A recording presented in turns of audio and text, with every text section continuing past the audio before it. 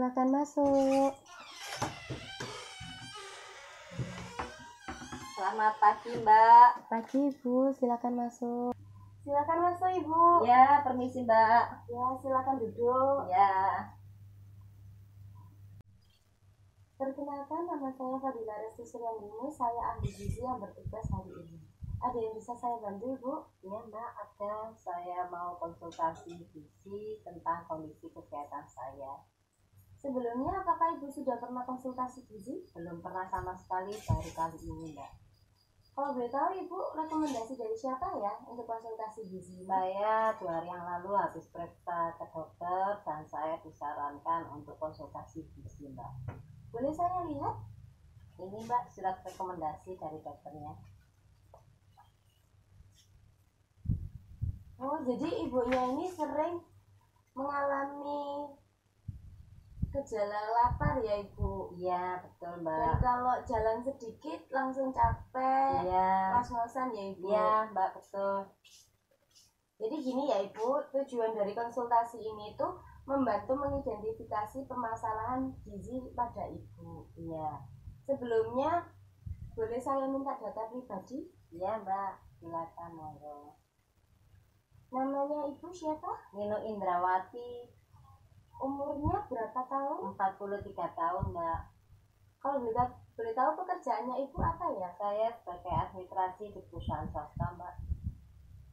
Sebelumnya sudah pernah timbang berat badan, Ibu? 2 hari yang lalu, Mbak, saya timbang berat badan saya. Kalau boleh tahu berapa Ibu hasil timbang berat badannya? 70 kilo. Sudah pernah melakukan pengukuran tinggi badan? Sama 2 hari yang lalu saya melakukan pengukuran badan. Berapa Ibu hasil tinggi badannya, Ibu? 155 cm. Jadi Ibu Nino ini di badannya 155 cm dan berat badannya 70 kg. Ya, betul. Di sini Ibu didiagnosis obesitas berat, Ibu.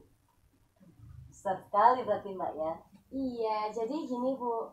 Obesitas itu kondisi kronis akibat penumpukan lemak pada tubuh yang sangat tinggi. Jadi obesitas itu terjadi karena asupan kalori yang dimakan itu lebih banyak daripada aktivitas fisik yang dikeluarkan. Itu.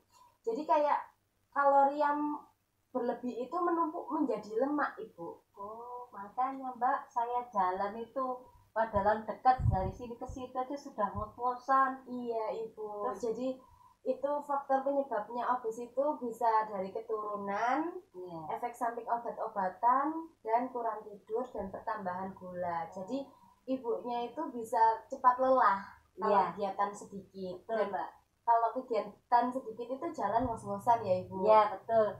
Saya tuh terkadang capek sekali, Mbak, kalau jalan tuh dari sini ke situ sudah ngos-ngosan. Mana kaki, badan itu terasa capek sekali. Ya, itu ciri-ciri obesitas, Ibu. Dan ciri-ciri obesitas juga sering lapar, Ibu. Iya, betul. Di sini saya akan meminta data Ibu untuk menjelaskan konsumsi makanan dan kegiatan sehari-hari ya, Iya, Ibu. Mbak. Iya.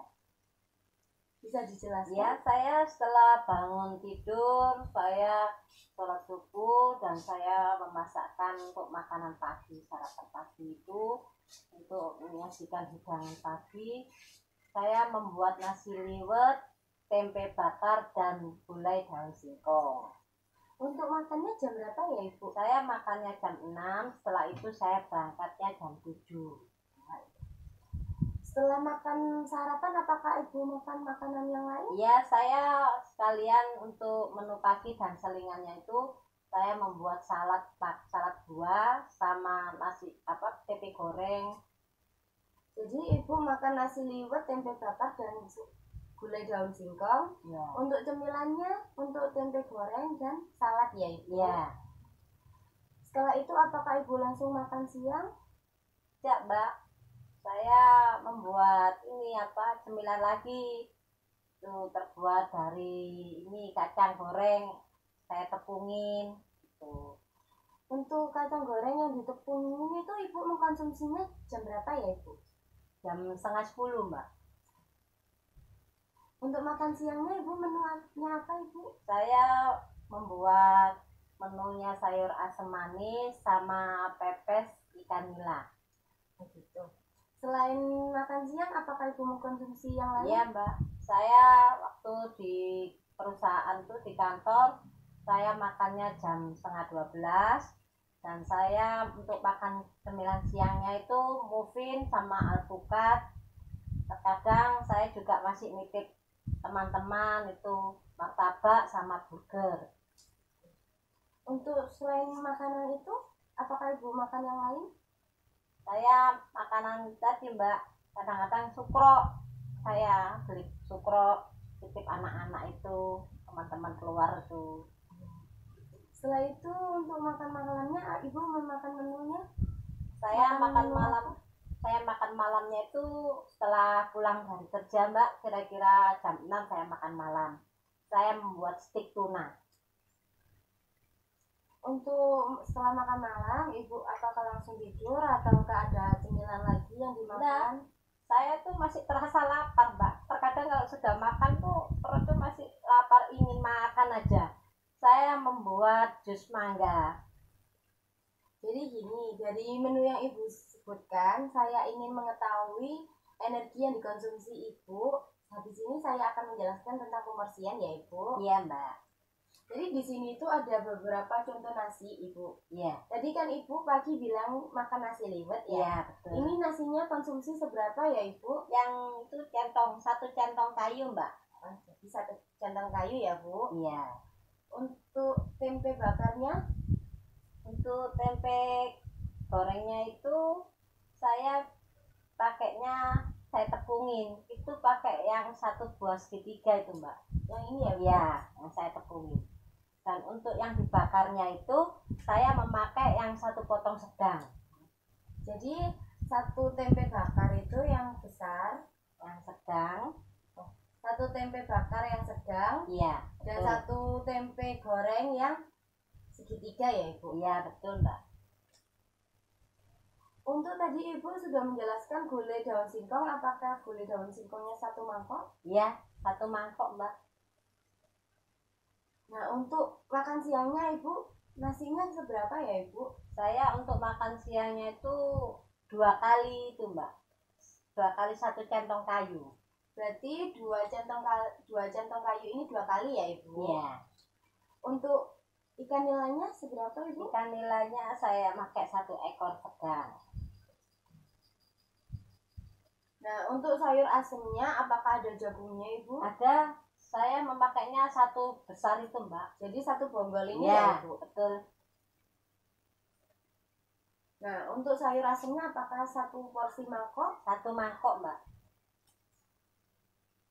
Nah di sini ya Ibu Ninu ini tuh total kebutuhan energinya itu seharusnya 238 ya. Tetapi yang dikonsumsi oleh Ibu Ninu ini 340 Ibu. Berarti terlalu besar ya Mbak? Iya, perbandingannya jauh Ibu.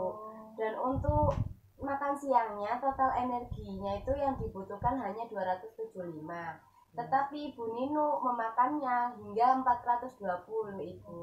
Jadi di sini terpaut beda jauh. Pantas saya kalau dibuat jalan dari sini ke situ sudah ngos-ngosan, badan sudah capek semua. Iya, Ibu. Nah di sini saya akan menjelaskan tentang isi piringku. Jadi Ibu Ninu cukup makan itu 1 piring. Iya. Makanan pokoknya itu 3/4 dari setengah piring ini Ibu. Gitu. Nah untuk sayurannya sama Ibu, 3/4 dari setengah piring Ibu.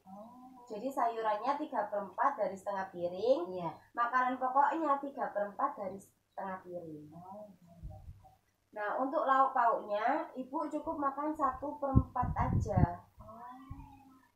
Tuh. Nah untuk buah-buahan juga itu 1/4 aja Ibu. Tuh. Nah untuk gula, Ibu tadi sudah menjelaskan mengkonsumsinya banyak gula ya Ibu. Iya betul. Di sini hanya gula itu cukup 4 sendok makan 1 hari. Tuh. Untuk garam juga 1 sendok teh per hari saja. Nah untuk yang digoreng itu cukup minyaknya 5 sendok saja Ibu, jangan lebih. Iya betul. Makanya Mbak, saya setiap masak itu kalau nggak manis kurang enak Mbak. Terus kalau makan juga kalau mau goreng tuh kalau sedikit tuh kayak gimana gitu minyaknya. Nah gitu ya Ibu. Nah, Ya. di sini saya akan menjelaskan cara pencegahannya ya Ibu. Ya, Nah, Mbak. cara pencegahannya yaitu merubah pola makan Ibu Ya. dan meningkatkan aktivitas fisik. Ibu pernah melakukan aktivitas fisik apa? Pernah, Mbak. Dulu itu masih ini hari Minggu, setiap hari Minggu menjalankan kegiatan voli sama ya senam, cuma berapa menit saja.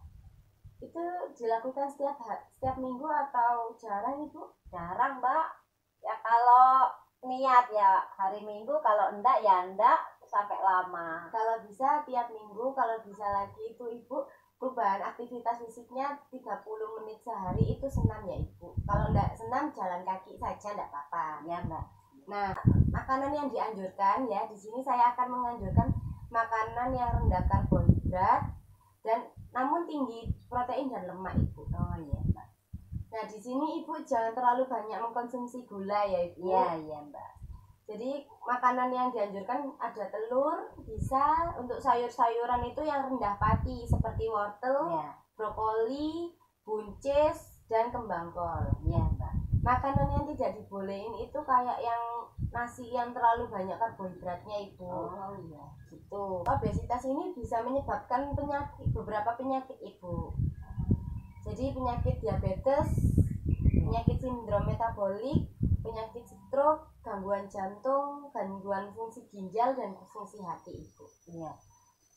Jadi ini Mbak, saya mau menanyakan masalah tentang gangguan fungsi metabolik itu apa ya Mbak? Jadi gini, apabila ibunya menimbun banyak lemak, itu aliran darah yang di jantung itu mengalami penyumbatan lemak itu. Jadi darah pada jantung tidak tersalurkan secara lancar Ibu.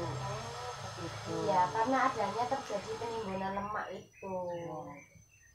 Jadi Ibu kalau bisa mulai hari ini Ibu mengkonsumsi makanan yang sehat, kurangi makanan junk food, hindari gula. Iya, Mbak. Boleh gula tapi dikurangi saja, cukup 4 sendok makan. Oh iya, Mbak. Ya, dan meningkatkan aktivitas fisik ya Ibu. Oh iya, Mbak.